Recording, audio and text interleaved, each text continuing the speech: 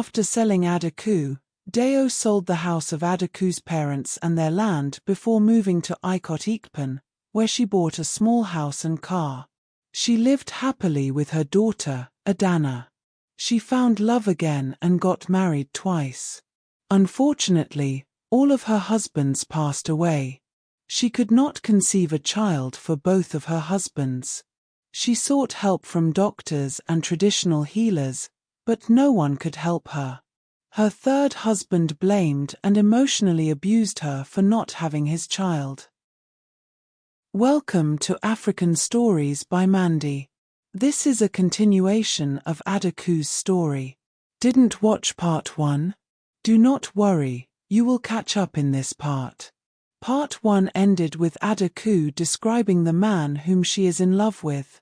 We will take it from there. The man was a bit older than her, but still perfect for her. In him, she found a friend with whom she shared her dream of escaping from the place and marrying someone who would truly love her. Because she did not share everything with him, he assumed that Adaku was a prostitute who sold her body for money. He thought Adaku was a bad, rebellious girl who probably left the village to make easy money in the city. However, her innocence and actions made him doubt that she was a bad girl, so there was a conflict within him. He could not bring himself to ask why she chose this life, but he treated her well and showed his love for her without explicitly telling her that he loved her. Judging from her actions, it was obvious that she was at least interested in him. He was not sure if she was interested in him because of his money or if she genuinely loved him. He finally gained the courage to ask her if she loved him on Valentine's Day. Unlike other buyers who spent their days with their lovers, he decided to spend his day with Adaku. He ordered beautiful flowers, chocolates, snacks, cake, pizza, burgers, fried chicken, and cool drinks for her and then went to visit her during the night. Adaku was shocked to see what he purchased for her. It was like she was dreaming. No one bothered to buy her something, even on her birthdays. Her friends, the girls she stays with, celebrated her birthday with her though. Since they lived like prisoners, they could not get her anything. However, Adaku appreciated every small thing they did for her.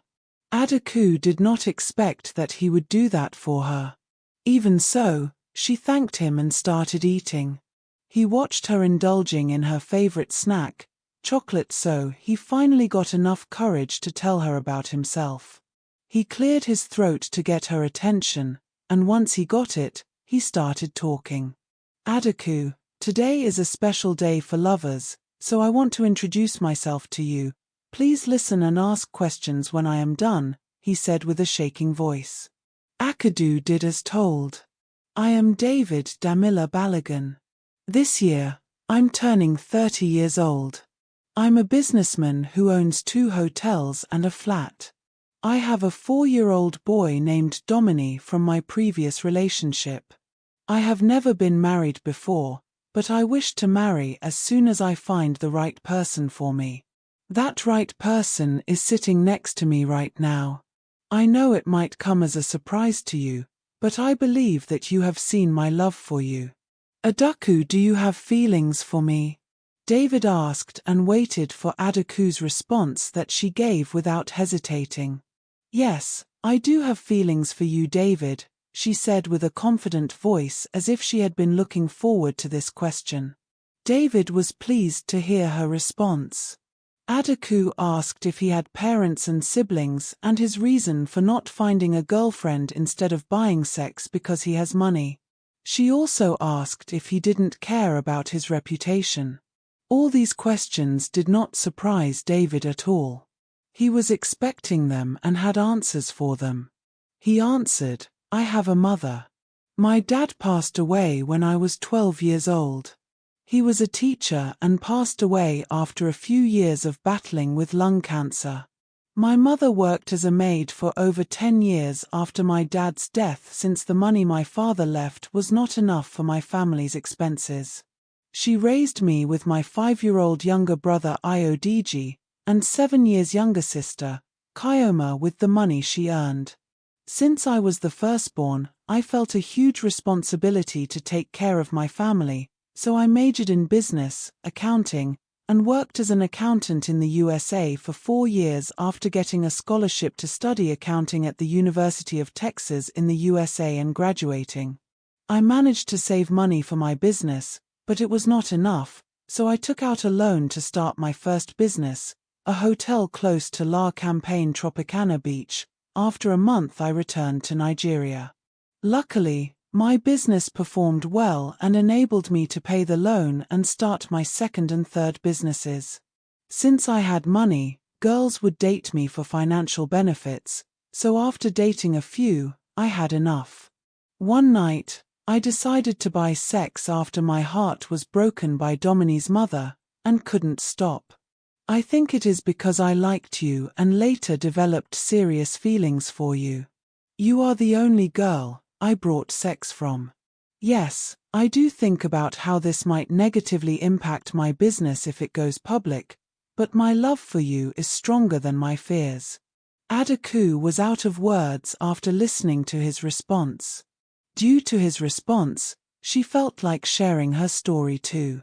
She felt like it would not be fair if she did not, so she took a deep breath, thanked him for sharing his story, and let him know that she experienced emotions that she never experienced before. I don't know how to explain how I feel right now, but I can assure you that I love feeling like this. I'm sorry about your father. I'm sure he is proud of you, she said with a sweet voice. She then narrated her story. I am Adaku Precious Adelik. I lost my parents when I was 6 years old in a car accident. My mother and father were farmers who grew vegetables and supplied them to their customers in the markets. They were from the market when my father's car collided with another car in our village. Since I had no parents, I lived with my grandmother who passed away a week after my parents' death. Again, I needed someone to take care of me, so I stayed with my late uncle's wife, Deo. She mistreated me before deciding to sell me to the owner of this place. I got molested from the age of 6 years. At 12 years old, I got my first period and kept quiet as a result. I got pregnant. I was forced to abort my child. I have suffered in this place, but no kind of suffering can be compared to losing a child that brought so much hope. I know it may sound silly, but I love my child even though I had no idea who the father was. I have been physically, psychologically, and emotionally abused in this place. Because we are not allowed to get outside of our room unless instructed, I knew nothing about this place until I met you. You answered all the questions I had. I am glad you did because I got to understand this mysterious place. I must say, I am lucky to have you in my life, she told her story with a shaking and emotional voice. David was shocked and saddened by her story. He never thought Adaku was forced to have sex. She seemed like she enjoyed her work.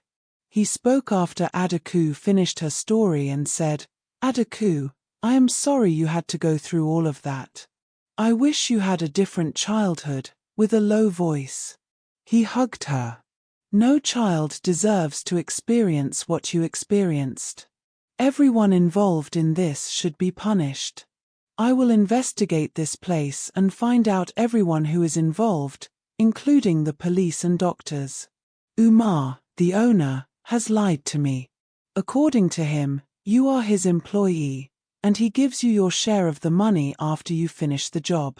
I will ensure that he and his people get what they deserve, get you out of this place, and find an apartment for you, I promise, he said with an affirming voice that assured Adaku that she would finally get out of the place and live a normal life. Since it was late, David said his goodbyes and left. Adaku ate again and slept. A day passed, another one passed, and before she knew a whole week passed with no sight of David. However, Adaku was not worried. She could not wait to leave the place and have a chance to go outside for the first time after a long time without going. She wanted to feel the air caressing her skin and the radiance of the morning sun on her skin. Her life felt like a prison, so she looked forward to her freedom. On the other hand, David investigated the place and worked with the police to catch everyone involved, including corrupt policemen and health workers.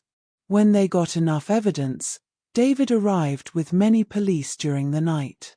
Umar, the owner of the place, was off guard. He had no idea that Adaku told David, his top customer, the truth. As a result, he was arrested along with his crew, and some of the girls were rescued along with Adaku. Some were already sold to international buyers. So the police took statements of the available girls, including Adaku's, and dropped each one of them in their homes. David took Adaku to her new apartment in Suru Homes' apartment at Ikeja as he promised. Upon arriving at her apartment, Adaku could not believe David bought her a beautiful 2-bedroom apartment just because he loved her. She was over the moon, but her mood was instantly ruined by the thought of cooking. She never cooked anything in her entire life. Her job was to satisfy her customers, not cook. She only knew how to clean since they were responsible for cleaning their room.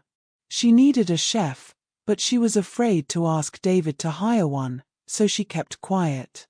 David, as if he knew what she wanted to say but couldn't, said, "Don't worry, you do not have to cook.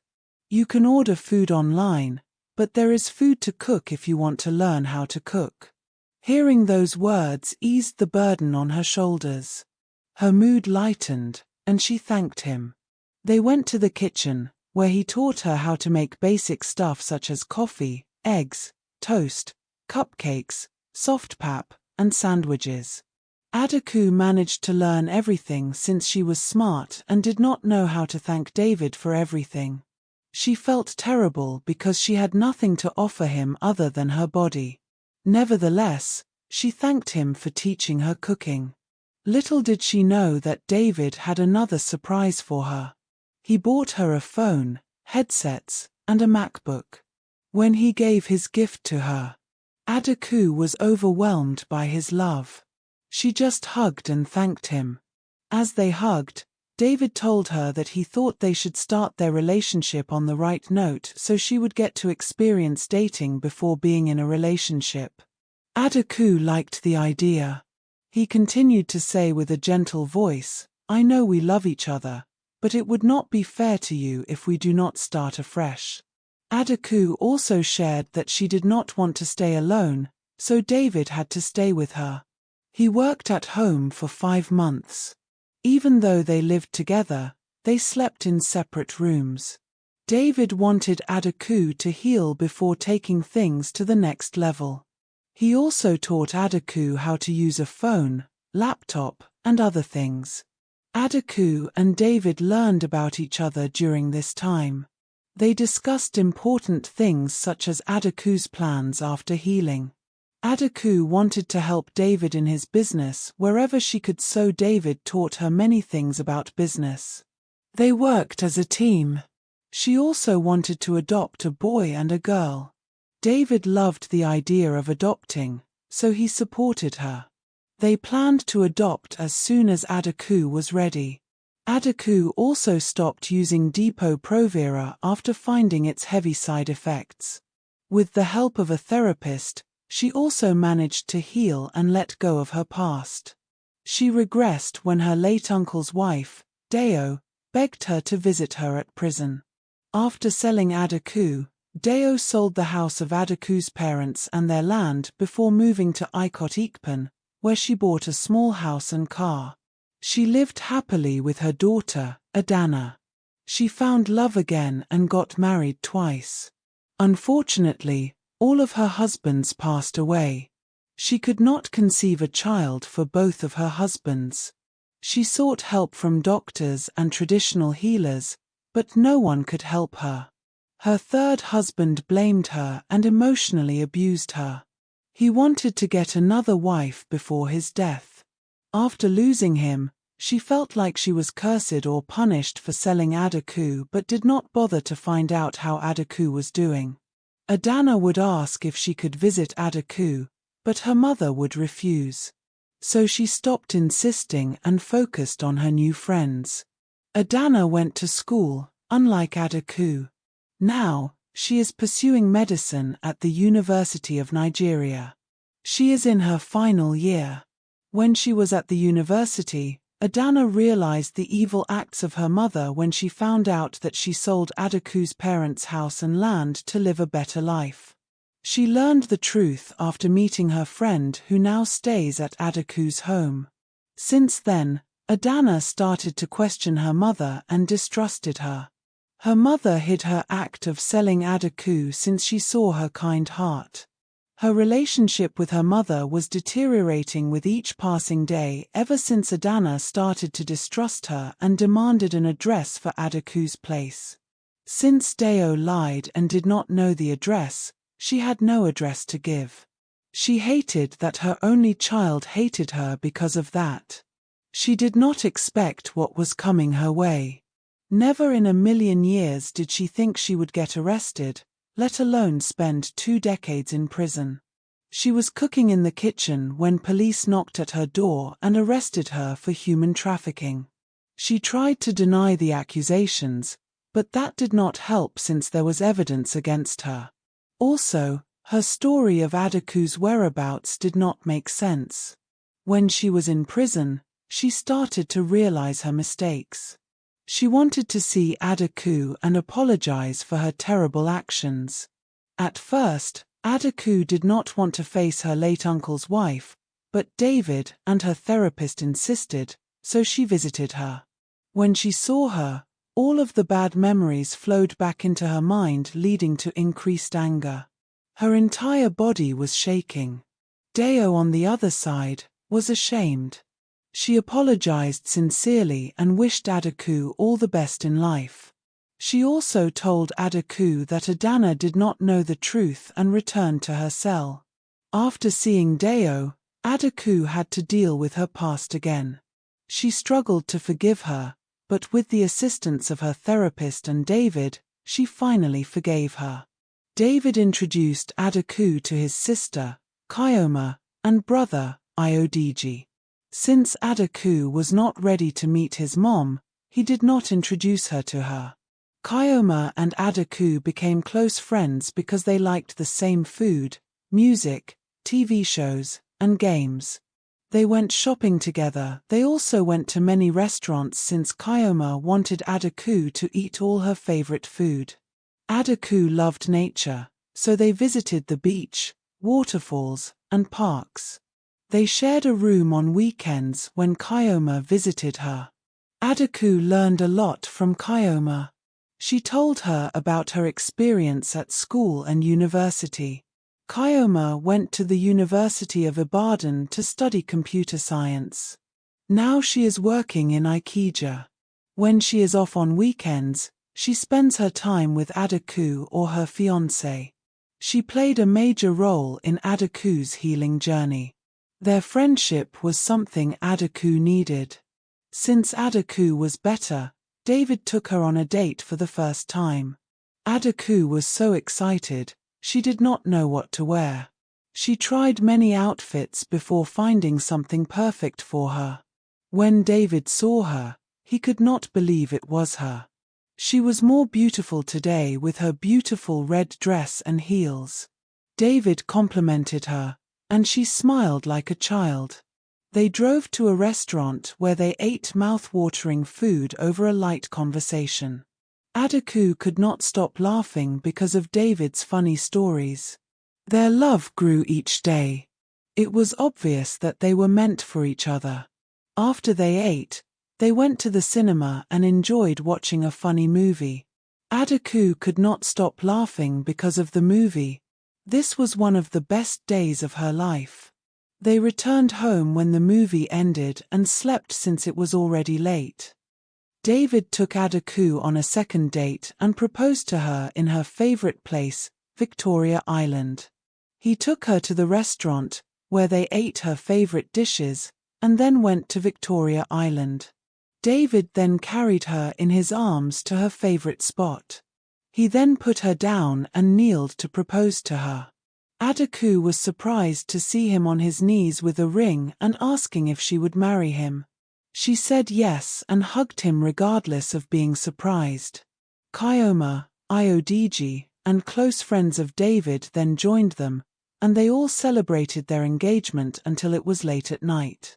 Adaku woke up and thought of the day before. Life can be full of surprises, she thought as she admired the beautiful, simple silver ring on her finger. To be continued. Thanks for watching.